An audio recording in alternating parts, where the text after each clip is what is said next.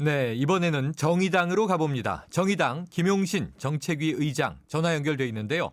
의장님, 안녕하십니까? 예, 안녕하십니까? 네, 이 발표 때부터 많은 관심을 받았던 이 국민 월급 평균 300만 원, 또 복지임금 100만 원 공약인데요. 이번 4.13 총선의 대표 공약이 맞습니까? 예, 그렇습니다. 예. 네. 정의당의 그 정의로운 경제론의 대표 공약이 국민 월급 300만 원이고요. 네. 정의로운 복지국가를 상징하는 대표 공약이 복지임금 100만 원입니다. 네. 자, 지난번에 저희가 심상정 대표 인터뷰할 때도 이 말씀을 하시던데요. 예. 자, 그런데 이 월급이 300만 원 정도 되기 위해서는 먼저 이 최저임금이 시급 한 1만 원대 정도는 돼야 하지 않을까요? 예, 그렇습니다. 그 국민 월급 300만 원으로 가는 가장 직접적 방안이 두 가지인데요. 네.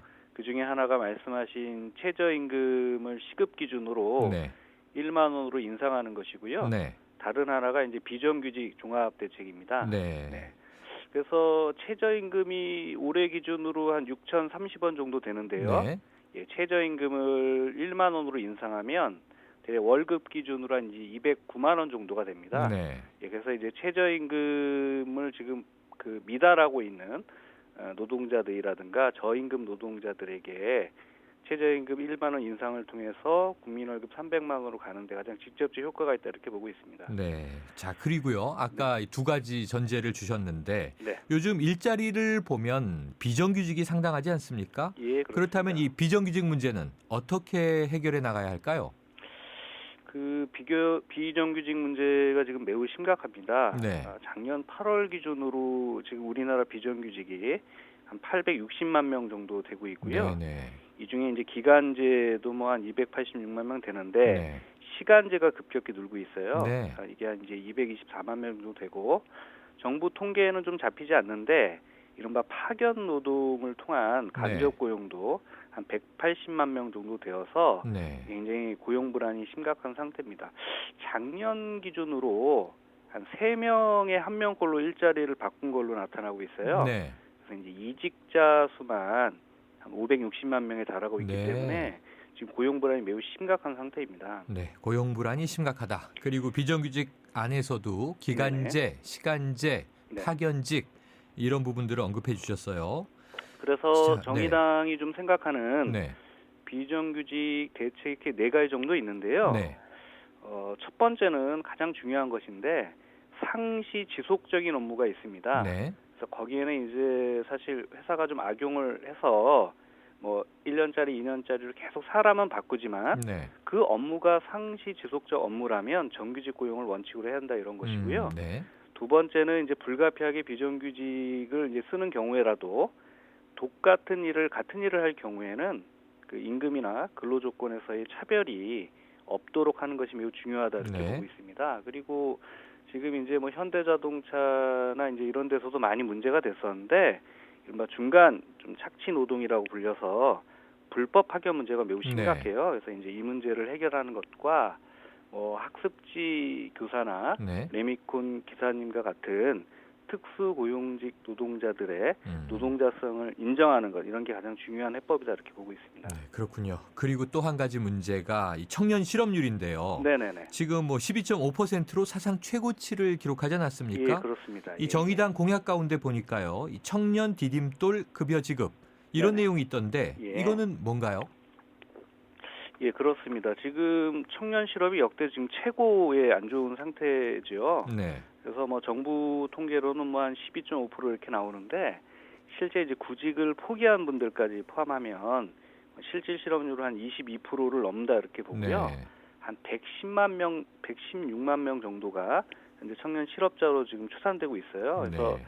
정의당은 지금 이제 청년 디딤돌 급여라고 해서 지금 미취업 청년들 중에 가구 소득으로 한 70% 정도 되는 청년들에게 네. 최대 1년 동안 한 월 50만 원 정도의 청년 디딤돌 급여를 제공하자는 것이고요. 네. 직업 훈련이나 이제 물론 일자리 소개 프로그램에 참가해야 하지만 네. 최초 한 3개월은 너무 이렇게 이 좀 비활성화 기간으로 해서 구직 활동을 증명하지 않아도 되는 네. 그런 기간을 좀 둬서 본인들이 앞으로 이제 일자리를 탐색하는 그런 좀 다양한 기회로 삼을 수 있도록 하고 3개월이 지나면 이제 구직 활동을 네. 유도하고 또 강화하는 그런 방향으로 하는 그런 이제 급여 형태가 될 것입니다. 네. 보니까요. 이 청년 디딤돌 급여가 연간 최대로는 한 540만 원이 제공된다면서요. 예, 그렇습니다. 예. 네. 자, 그러면은 제일 문제가 이제 재원 마련일 텐데요. 네네. 재원 마련 부분에도 뭔가 방안을 좀 가지고 계십니까? 예, 물론 이제 저희가 대략 이걸 한번 그 공약을 만들면서 이제 추산을 좀 해봤어요. 네. 그래서 이제 물론 정부 통계 중에 이제 최대한 이제 근접한 통계들을 가지고 저희가 설계를 했는데 대략 30세에서 34세 그 나이 또래가 네. 이름하여 이제 청년 니트족이라고 하잖아요. 네네. 그래서 좀 일을 좀 하지 않고 있는 분들하고 네. 일할 의지도 좀 포기한 분들을 이렇게 지칭하는데 이쪽이 제일 많아요. 한 95만 명 정도가 되고 있는데 네. 이게 한 연령당 보면 한 19만 명 정도 됩니다. 네. 그래서 이제 이 19만 명 정도의 이제 소득 기준으로 한 70% 정도 되는 분들이 네. 이 청년 디딤돌 급여를 신청한다고 했을 때 네. 1년에 이제 한 최대한 1년 동안 이분들이 다 받게 되면 네. 7,200억 정도 되고요. 네. 물론 이제 6개월 정도만 받게 되면 이제 한 3,600억 정도 되는데 네. 이게 현재 정부가 시행 중인 취업 성공 패키지 예산이라고 있어요. 네네. 예, 그게 한 3천억 정도 됩니다. 네. 요거보다 한 2배 정도가 좀 그 최대로는 많은 액수인데 네. 요거는 저희가 지금 준비하고 있는 조세 개혁 공약이라든가 네. 이런 걸로 봤을 땐 큰 무리가 없는 공약이다 이렇게 보고 있습니다. 그렇군요. 7,200억 정도의 재원은 조달할 수 있을 것이다. 예, 이렇게 이미 보셨고요. 뭐 3,100억 정도가 투자되고 있기 때문에 네. 자, 이 중앙선관위가 각 정당의 이제 10대 정책을 발표했는데요. 네. 정의당 이 10대 정책을 보니까 재벌 개혁과 을을 살리는 경제 민주화 실현 이렇게 돼 있더라고요. 예. 그런데 지금 이제 아시다시피 더불어민주당도 경제 민주화를 들고 나오지 않았습니까? 네. 그렇다면 이 정의당이 이야기하는 경제 민주화 어떤 건가요? 그 정의당이 생각하는 이제 경제 민주화는 크게 두 가지 좀 방향을 잡고 있습니다. 네. 하나는 이제 경제 구조를 좀 바꾸는 것인데요. 네.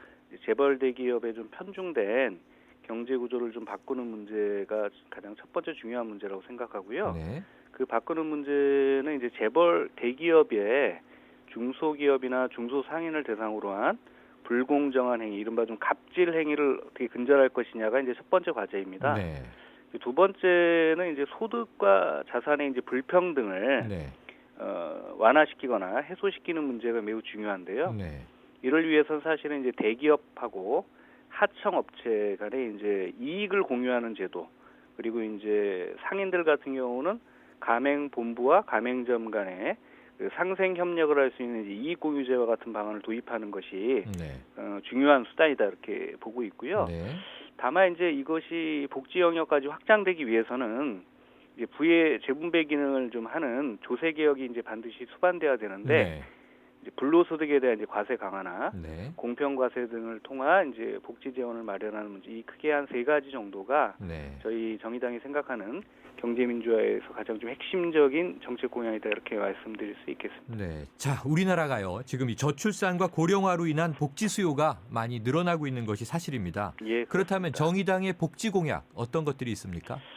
예, 그 아까도 잠깐 소개해 드렸었는데 네. 저희가 이제 복지임금 100만 원을 좀 말씀드리고 네네. 있어요. 말씀하셨죠, 처음에. 예. 근데 이게 말씀하신 것처럼 OECD 기준으로 보면 이제 소득 격차가 제일 큰 나라가 우리나라고요. 네. 복지 지출이 가장 적은 나라가 우리나라예요. 네. 그래서 이제 보통 OECD 국가 같은 경우는 이제 가계에서 이제 그 가처분 소득 중에 임금 소득은 한 60% 정도 되고요. 네. 이른바 사회복지를 통한 간접 임금이 한 40% 정도를 차지하는데 네.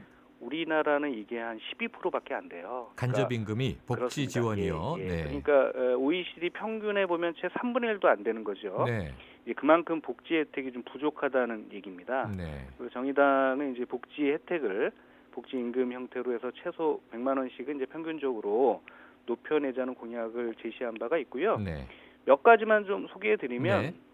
육아휴직에 대한 이제 급여를 현행보다 이제 한 80만 원에서 150만 원까지 인상해서 실제 육아휴직에 대한 부담을 덜어드리는 문제가 매우 중요하다고 보고 있고요. 네. 정부가 약속했는데 좀 지키지 않았던 것도 있잖아요. 네. 예컨대 고교 무상교육을 실제 실시하는 문제라든가 네. 대학에 이제 뭐 장학금 제도를 일부 시행하고 있습니다만 실제 등록금을 이제 반값으로 만드는 네. 문제, 그리고 아까 소개해드렸던 청년 디딤돌 급여와 같은 문제, 네. 그리고 이제 주택 문제도 매우 심각한데요. 음. 이른바 그 뉴스테이와 같은 방식은 사실은 좀 큰 그 임대료가 높아서 네. 서민들에게는 매우 큰 부담이 되고 있어요. 네. 그런 부분에서 반값의 이제 공정주택을 공급해서 이제 주거복지를 실현하는 방안 등을 포함한 이제 저희 정책 공약을 좀 제시하고 있습니다. 알겠습니다. 자, 이렇게 다양한 공약을 통해서 정의당이 국민들에게 전하고 싶은 이야기 요약한다면 뭔가요? 네네. 이번 총선에서 이제 새누리당은 야당 심판을 얘기하고 계셔요. 네. 그리고 더민주당은 이제 경제 심판을 얘기하고 네. 국민의당은 양당제대 심판을 얘기하시는데 맞습니다. 정의당이 볼 때 사실 가장 큰 문제는 정당들인 것 같습니다. 네. 그래서 좀 사실 제대로 된 정당 없이 한국 정치가 나아가기 어렵다 이렇게 보고 있고요. 뭐 대표적으로 뭐 그 야당의 경제통이 여당 선대위원장 맡고 계시고 네. 여당 경제통이 야당 이제 비대위원장 맡고 그렇게 계신데 되죠. 이 두 분은 또 사실은 안철수 대표의 멘토들이세요. 네. 사실 이제 국민들로서는 제1당, 제2당, 제3당이라고 하는 분들이 좀 정체성의 혼란을 좀 가져오고 있는 면도 있는 것 같습니다. 네. 그래서 정당이 바로 서야 정치가 좀 바로 설 수 있다는 게 저희들 생각이고요. 네. 오늘 말씀 감사합니다. 예, 고맙습니다. 지금까지 정의당 공약에 대해서 김용신 정책위 의장과 이야기 나눴습니다.